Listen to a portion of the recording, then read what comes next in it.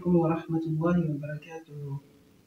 Bienvenue sur la chaîne de lecteur coranique. C'est toujours un plaisir pour nous d'être en votre présence afin de pouvoir profiter de ces cours. Alors, j'imagine que vous voulez lire le Coran tel que le font les lecteurs coraniques, des lecteurs comme Soudaïs, ou bien des lecteurs comme Mishari, ou bien Radidi. Et je ne vous promets pas d'avoir exactement le même résultat, bien évidemment, mais quand même, avec ces cours que vous suivez au niveau de cette chaîne de lecteurs coraniques, vous serez quand même capable de lire le Coran en respectant toutes les règles de Tajwid. Alors, qu'est-ce que nous avons vu jusqu'à présent? Nous avons déjà vu un cours, des cours, plusieurs cours, bien sûr. Un cours qui portait sur les lettres arabes, c'était le premier cours. Un cours qui portait sur les voyelles brèves. Un cours qui portait sur la position et la forme des lettres. Un cours qui portait sur le soukoun. Un cours qui portait sur les points de sortie des lettres, je veux dire. Et enfin un dernier qui portait sur les voyelles longues. Aujourd'hui, nous allons voir un nouveau cours qui s'intitule la shadda, qui est un cours très important aussi, que nous allons voir tout de suite.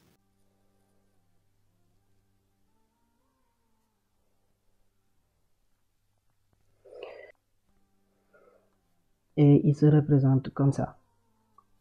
Donc, comme vous pouvez le voir ici, ça c'est le signe du shadda. C'est en 3 couchés, comme on peut le dire.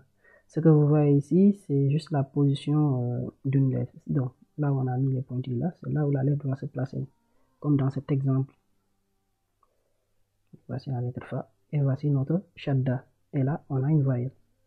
Maintenant, la question que l'on va se poser, c'est comment se forme la shadda. Alors ici, on a l'exemple d'une lettre qui porte le soukoun. Quand on l'additionne à une lettre, à cette même lettre qui porte la fatha, on obtient une lettre qui porte la shadda. Donc, en fait, c'est comme on l'a dit au départ. Donc, la shadda, c'est un doublement de lettres. C'est-à-dire, c'est la même lettre. Comme vous pouvez le voir ici, la lettre fa qui porte le soukoun plus la lettre fa qui porte une voyelle donne la lettre fa qu'on a ici et qui porte la shadda ainsi que la voyelle ici. Donc ici on a et là par exemple ici on prononce en disant, n'est-ce pas? On avait vu ceci dans le cours du soukoun plus une autre lettre qui se prononce fa, on obtient tout simplement fa. Je pense que vous êtes d'accord, n'est-ce pas? Maintenant, on va essayer d'appliquer ça dans un mot. Supposons qu'on ait ça, ce mot-là. Comment le lit-on? On lit laf, n'est-ce pas? Si j'additionne avec un autre fa, vous pouvez voir ici que j'ai un fa qui porte le soukoun, et là j'ai un fa qui porte la fatha. Donc, qu'est-ce qui va apparaître normalement devant? Eh bien, il va apparaître le fa qui porte la shadda. Et pour lire ceci, c'est très simple. Ici, je dis laf, et là, je lis en disant fa. Donc, ce qui va me permettre de dire ici, laf fa. C'est simple. Un autre exemple ici, la lettre nun qui porte le soukoun, plus la lettre nun qui porte le kasra, on obtient ni, n'est-ce pas? Dans un mot, par exemple, où on a yan plus ni, on obtient yanni, n'est-ce pas? Yanni, c'est simple. Je lis ça d'abord, yan, et là, je lis ici ni. Yanni, c'est ce que j'ai ici, yanni. Mais comme dans le Coran ou bien en arabe, on ne va pas l'écrire comme ça. On va toujours l'écrire comme ça, avec une lettre qui porte la shadda. Ouais, mais ça se lit comme ça, yanni. D'accord? On continue. La lettre dal qui porte le soukoun, additionnée à la lettre dal qui porte le dhamma, on obtiendra dou. N'est-ce pas? On va le mettre dans un mot. Fad plus dou nous permet d'obtenir fadou. Fadou. J'espère qu'on a compris le concept. Donc c'est un doublement de lettres comme en français. Seulement ici, on doit sentir le doublement de la lettre. Comme ici, on a lu en disant la fa. Ici, on dit yanni. Et enfin, ici, on dit fadou, c'est-à-dire on doit sentir le doublement de la lettre. D'accord. Maintenant, on va passer à une application. Alors, on va essayer de lire ces mots qui sont ici. Ici, on lit en disant shadda. Parce qu'on a remarqué ici qu'il y a la shadda sur le dal. Donc, le dal là, il est doublé. Il y a d'abord un premier dal qui porte le soukou et un deuxième dal qui porte la fatha, n'est-ce pas? Donc, on lit en disant shadda, n'est-ce pas?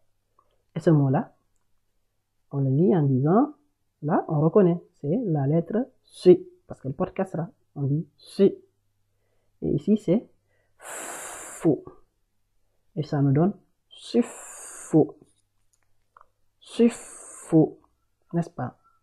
Ici, c'est RU, n'est-ce pas? Ça, c'est la lettre RU quand elle est positionnée au début d'un mot.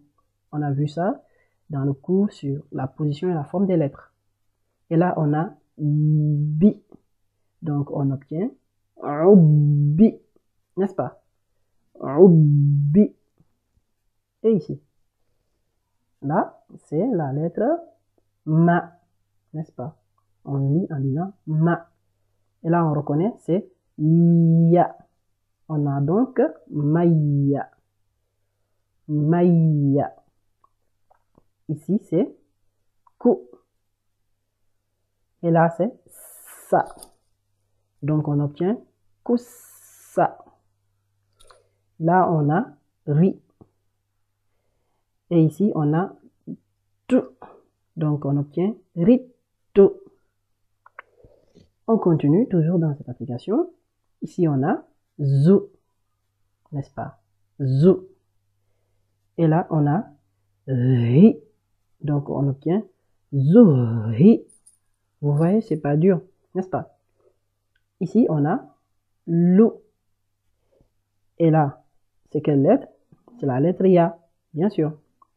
On a ya. Donc, on obtient louia.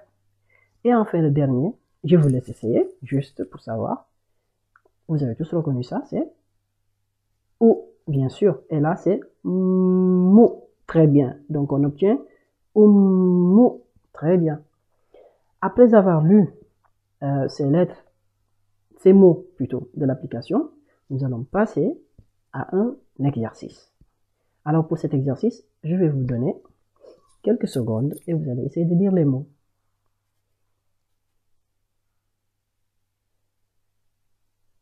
On commence avec le premier mot. Celui où j'ai mis le curseur. Allez-y.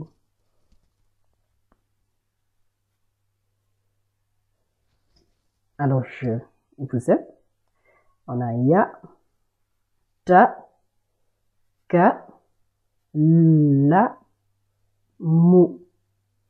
Yata, kala, mu. Bien sûr, c'est plus dur, les mots de l'exercice, bien sûr. C'est normal que ça soit plus dur, c'est pour vous aider à vous perfectionner, bien sûr. Donc, on reprend le mot ya, ta, ka, la, mu. Yatakalamu. Yatakalamu. Très bien. On passe au mot suivant. C'est à votre tour.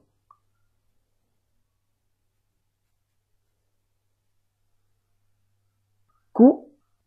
Donc, on obtient ici kur. Si. Ça, c'est le sin.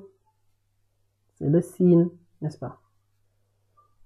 Et ici, cette lettre, elle porte shadda. Donc, je sais qu'elle est doublée. Je dois obtenir you, n'est-ce pas? Donc, ici, j'ai si you. Donc, pour lire tout ce mot-là, je reprends depuis là. Je dis kur, si you. Je reprends encore. Kur, si you. Très bien. On passe au mot suivant. Essayez de le lire, je vous écoute.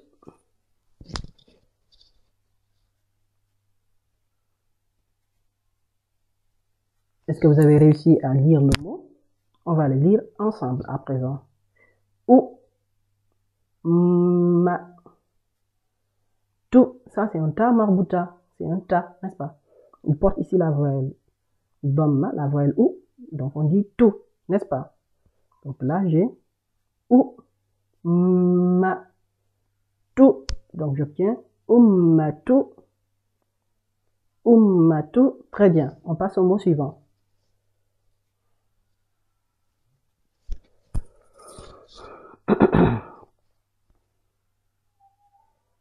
On va les lire à présent ensemble. Su, bou. Et là, le bou, c'est un bou, n'est-ce pas? Très bien. Et ici, ça, c'est un waouh.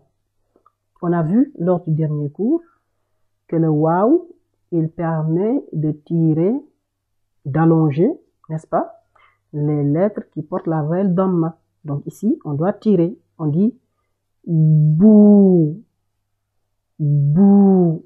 Donc si je reprends depuis le début, j'ai subou, n'est-ce pas? Et là, j'ai hou. Donc, on obtient subbuhu. On reprend subbuhu. Très bien. Subbuhu. C'est comme ça que ça se lit. On passe au mot suivant. Essayez de le lire.